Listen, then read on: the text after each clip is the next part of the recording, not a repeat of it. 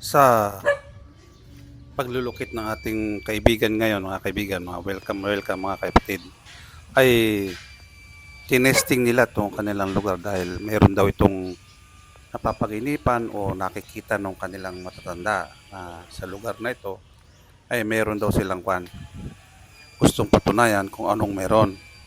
Kaya dito ay hiniram yung ating gamit. Total itong kaibigan naman natin na to ay marunong dahil naturuan na natin lagi sa nating nakakasama kung sa ating paglulocate sa mga ating mga ka-treasure hunter kung sa saan lugar. Pati yung ating Japanese sword natutunan din ito kasi siya napakahusay at napakagaling na tao. Tulad din natin, mga ka-treasure hunter, malakas din ang pakiramdam niya. Nakikiraramdaman din niya yung mga bagay na dapat kapain na tinuro ko sa kanya paano magkapa kung ikaw ay walang hawak ng mga gadgets. Kaya itong kaibigan, pinagkakatiwalaan ko din ito na humawak ng mga gamit ko dahil marunong din siya at madaling maturuan. Sa paghahawak ng mga gadgets siya, natutunan din niya dahil kung nararamdaman din niya kung saan parting may mainit na lupa. Ayan, at dahan-dahan lang kaibigan para ayan, hanapin mo lang dyan yung kalakasan ng ikot at nang matumbok mo yung sentrohan. Ayan. Yan ang pinakasentro niyan. Ang kunin mo na lang dyan sa susunod, yung luwang at saka yung lapad, yung haba at saka lapad nung area. Pag nakuha mo na yung kalakasan, katumbukan niya, yung kakuanan niya, yung kagitnaan, yan. Kunin mo naman ngayon yung deep niya, yung lalim. Para malukit natin kung lumayo ka dyan, ano ba sa kalalim. Dahil lakuan mo na yung luwang yung lapad. Yung kapipindot tawag dyan. Ano kukunin mo, malalim? Sige. Yung kapal, siyempre, hindi natin madadali yun. Ngayon, madadali natin sa loketo natin, sa black book natin. Ayan, yung green, kabanda rito. lalim. Tapos pindutin pag pinindot mo yung yung diffs niya, tsaka yung taga mo na 3 meters, saka pindutin yung scan bago mo pakawalan. Pag umikot siya sa 3 meters, yung dahan-dahan, ibig sabihin kulang ka, magdagdag ka, gawin nung 4 to 5 meters. Para kung bumira ng napakabilis, ibig sabihin, pindutin mo para bumalik ulit sa napakita nung shot, nakuha mo yung lalim. Yan. Yung scan. Pinutin mo yung scan niya para Kasi tayo, kuminsan kasi nagbabaon ng mga nabaon ng mga kayamanan ba, nung araw. Ngayon, napagtaon na naging lote natin, napagtayuan ng mga bahay. Kaya yung mga, halimbawa, yung mga sinuksok lang mga hapon-hapon na sa mga gilid-gilid siguro. Kasi nung araw, yung mga bukirin lang yan eh. Ngayon, napagtayuan na natin kasi baryo-baryo yan, lugar na yan. Mga bukid lang na na-develop na natayuan na ng isang bahay. Mga ilang bahay daw yan eh, na na-develop dyan na ang kuwan nila dyan, parang naging public naging public land noon dahil yung tinayuan nila yan, patay na sapa, patay na irigasyon na maliit. Natambakan na. Kaya yung irigasyon na yun, natabunan na, nakasakop na kanya-kanyang bakod. Pero kapag hinanap mo daw doon sa mapa nung barangay nila, registered daw yung na yun eh. Yung bakod na yan. Huwag kang hihinga Katulad itong kapitbahay niya na to na pinuntahan namin na ginamitan niya ng Japanese sword ba. Yan, kanal yan. Pagkita ng bakod ng magkapitbahay na yan is rehistradong kanal pala yan na maliit na kanal. Kumbaga, small creek. Diyan nila nakikita nung bali, pinsan ito may hawak ng ating Japanese sword meron daw ahas na puting-puti na lumilitaw at nawawala dyan din sa likod nila. At kuminsan daw may nakikita siya kung ano dyan na kinagugulat niya. Kaya pinatingnan niya, yung ating kaibigan na si mahiwagang Japanese sword, yan daw ang unang gagamitin niya. Yung ating adjustable Japanese sword ang gamit niya ngayon. Maganda sa adjustable Japanese sword natin na yan, kahit na hindi mo sa balahan, automatic na gold ang hahanapin niya, ang tutumbukin niya. Kasi yung pinakadulo niyan, hindi ko lang kasi na-focus mabuti kanina kung paano. Na gold na yung tinatalian nung kinilalagyan nung bronze wire na yon. Kaya hindi na hanapan pa. Hindi na kailangan pang balahan ng singsing na ginto o kwintas o ano. Kasi automatic na may bala na siya. Kaya lang kung gusto mo hanapan ng diamond, kargahan mo ng diamond, balahan mo ng diamond. Pero yan, sa 100% gold ang hahanapin.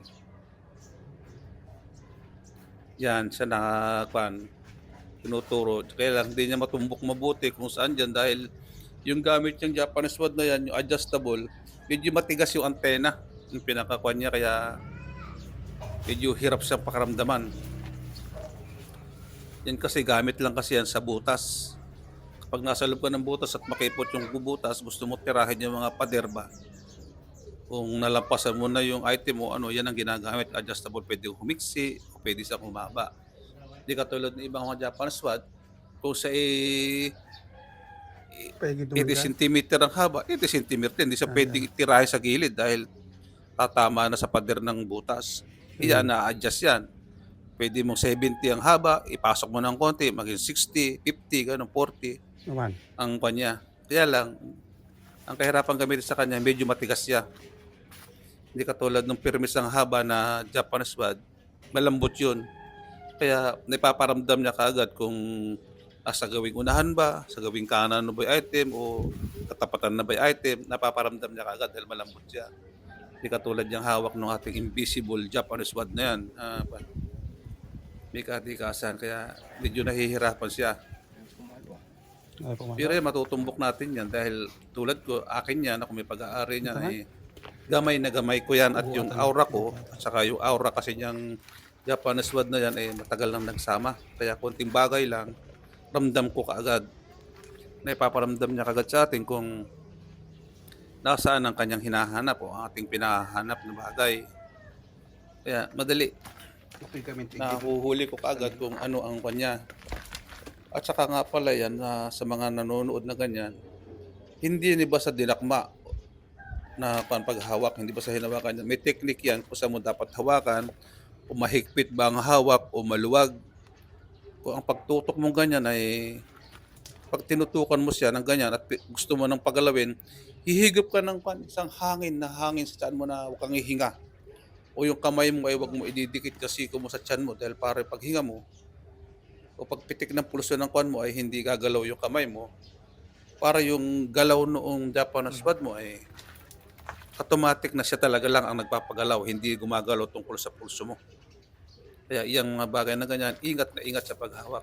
Yun, natumbok na doon.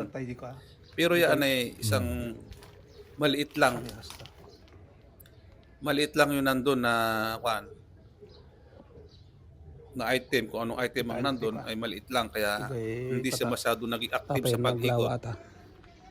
Pagka gagamitan ko siya ng Black Hawk 3D natin, kung gaano sa katibay, kung gaano sa kakwan. Ayan, itong ating kaibigan na nauna na pala na humawak sa atin, na talagang gusto niyang matutunan o gusto niya siya ma-confirm kasi yung lupa na yan kasi sa kanila pala yan.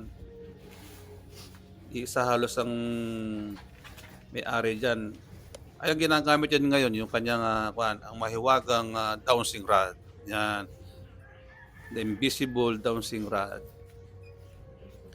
Yan ang kanyang paboritong ginagamit. Kasi noong unang hindi pa kami niyan magkasama, kakilala. Yan ang ginagamit niya, ay dowsing rod lang. Pero sa dowsing rod na ginagamit niya at yung sa kanyang sarili, ay may natumbok na sila noon na nakuha isang maliit lang na bagay na sa dami naman kasi ng kaibigan niya, sa dami nilang grupo, halos nakabili lang ng tigis ang motor. Ang kanila, at saka mura pa ang panon, mura pa ang ginto nung araw nung nakadali ang kaibigan natin na yan. Kaya ngayon, na grupo sa atin, yung sa ating medyo maganda-gandang klaseng dowsing rod ang pilit ng pinag-aaralan, inapilit ng kinukuha ang aura. Pero magkasundo sila niyan. Yung dowsing rod natin na yan, mga kaibigan, mga ka-treasure hunter, kasi masikap siya. Saka alam niya ang technique paano paggamit. Kasi pag technique yan, hindi basta pinigil mo aandar na yan. Meron pa sa puso yan. O, ayan na sila kay AD, oh. Siya naman ang gumamit ngayon ng ng Black Hole 3D. Yung kanyang paboritong Black Hole. Pugi nila kay AD dito sa party na ito. Kaya lang malaki ang tiyan yata ngayon. Tumatawang pilit, ano. Ayan. Ang napakaganda kasi sa Black Hole 3D natin na yan, talagang hindi sa katulad ng ibang nakikita natin na dire-diretso lang. Siya na, tutumbukin na agad siya. Hindi. Kasi yun tayo, gumagamit tayo ng ground level ng magmula sa north, south, east, west. Bago natin sa palakaring ganyan, nasusundan kung siya nagtuturo. Kaya siya, hindi niya tinutumbok agad ang pinaka-point. Iikutan niya muna, kumbaga haamuin muna yung mga gilid bago niya titirahin yung kasentruhan. Laging gano'n. Kung yung lahat ng mga video ko, mapapansin nyo, umiikot muna, saan muna ako dinadala. Bago niya babalikan yung pinakasentro. Tulad niyan, oh. Inikot muna ako sa may pader ng bahay bago bumilta sa may puno. Diyan mismo sa lugar na yan, mga kaibigan, mga ka-treasure. Diyan daw nawawala yung gintong ahas. Noon na daw puting ahas ang nakikita. Nung daw ko nitong huli na ay gintong ahas na ang huling nakita sa lugar na yan. At diyan talaga, sa may tabi ng puno na yan.